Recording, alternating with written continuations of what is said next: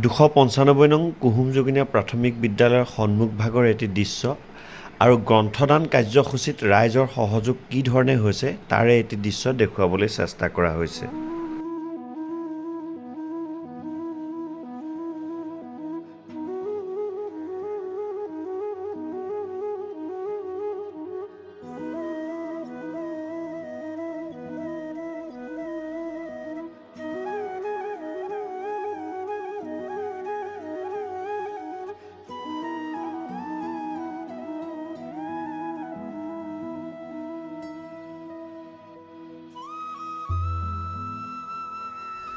শ্ৰদ্ধাভাজন ৰাইজ শিক্ষক শিক্ষয়িত্ৰীসকলৰ ছাত্ৰ ছাত্ৰীসকল আজি মাননীয় যোৰহাট জিলা আয়ুক্ত মহোদয়ৰ নিৰ্দেশক্ৰমে আমি গ্ৰন্থদান আৰু জিলা দিৱস কাৰ্যসূচী আয়োজন কৰিবলৈ লৈছোঁ।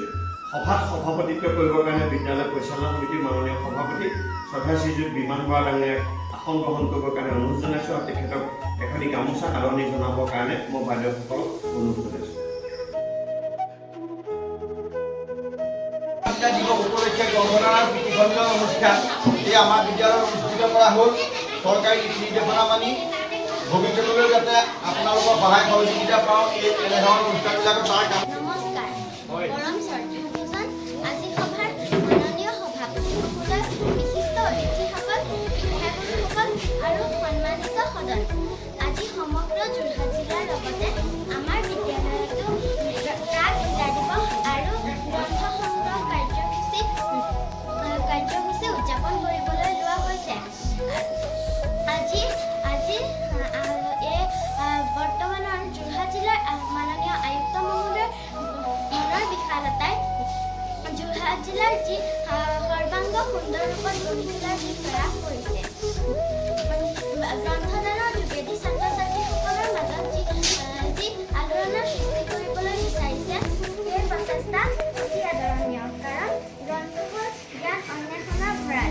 গ্ৰন্থই আমাক আন্ধাৰৰ পৰা পোহৰৰ সন্ধান দিয়ে। আজি আমাৰ বিদ্যালয়ত গ্ৰন্থ সংগ্ৰহ কাৰ্যসূচীটোৰ দ্বাৰা সমগ্ৰ অঞ্চলটোলৈ এটি শুভবাৰ্তা কঢ়িয়াই আনিলে। এয়া মাননীয় আয়ুক্ত মহোদয়ৰ বলিষ্ঠ পদক্ষেপৰ বাবে সম্ভৱ হৈ উঠিল বুলি ভাবিব পাৰি। যোৱা বছৰৰ পৰা আমাৰ যোৰহাট জিলাৰ আয়ুক্ত মহোদয় মৰমৰ যোৰহাট কাৰ্যসূচীটো পালন কৰিব লাগিব।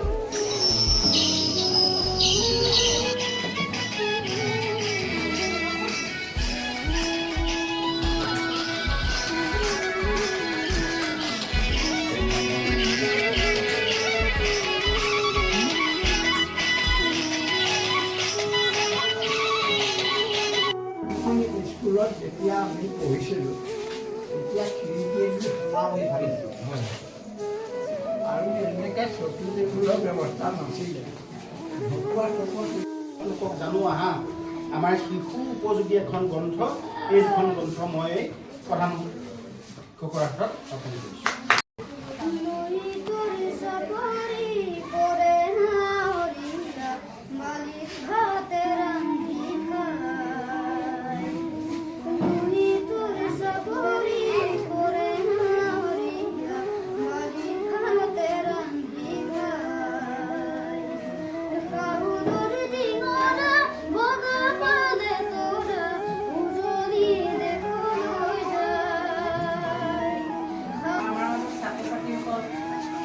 ভিতৰি হ'লেও বহুতখন আগবাঢ়ি আছে। মই খুব ভাল পাইছোঁ। এই নামটো কি আছিলে, ল'ৰা যিখিনি লগাইছিলে অন্তৰংগ, মই নামটো শুনিহে আছিলোঁ, মানে আজিহে দেখিছিলোঁ। ইমান মোৰ ভাল লাগিলে মানে গীতটো শুনি পেলাই।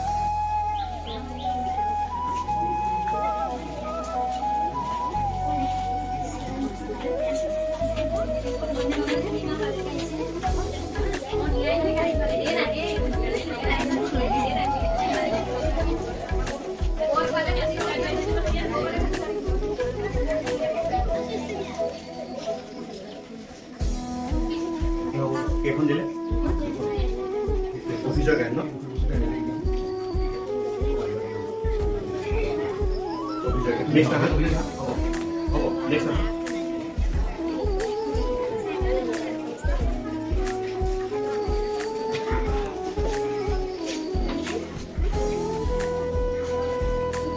প্ৰিয়ম